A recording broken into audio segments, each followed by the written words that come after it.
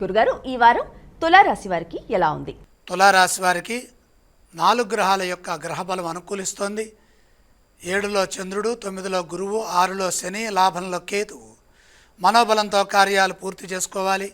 పనుల్లో స్పష్టత వస్తుంది. మీ కృషిని పెద్దలు గుర్తిస్తారు. తగిన ప్రతిఫలం లభిస్తుంది. ఆశయాలు ఒక్కొక్కటిగా నెరవేరుతాయి. గతం కంటే ఉత్తమమైన కాలం ప్రారంభమైంది. అదృష్ట ఫలాలు అందుతాయి. అందుకు అవసరమైన మానవ ప్రయత్నాన్ని కొనసాగించాలి. విశ్వాసంతో చేసే పనుల్లో విజయం త్వరగా లభిస్తుంది.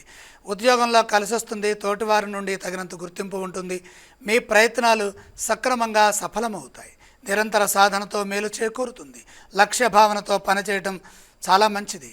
దైవబలం ముందుకు నడిపిస్తుంది. వారం మధ్యలో న్యాయపరమైన విషయాలలో సానుకూల ఫలితాలు చవిచూస్తారు. శత్రుదోషం తొలగుతుంది. మిత్రుల అండ పెరుగుతుంది.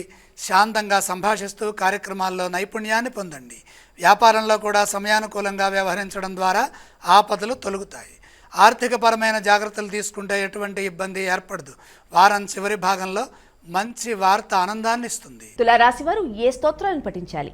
తులారాశి వారు ఈశ్వర ధ్యానం చేయటం చాలా మంచిది. తులారాశి వారు ఏ ఆలయాన్ని సందర్శిస్తే వారికి బాగుంటుంది గురుగారు? ప్రధానంగా సూర్యుడిని దర్శించాలి. వారు ఎటువంటి దానాలు చేయాలి? అష్టమంలో సూర్య సంచారం ఉన్నప్పుడు ఆరోగ్యంపై శ్రద్ధ పెంచాలి. గోధుమలు దానంగా సమర్పించండి.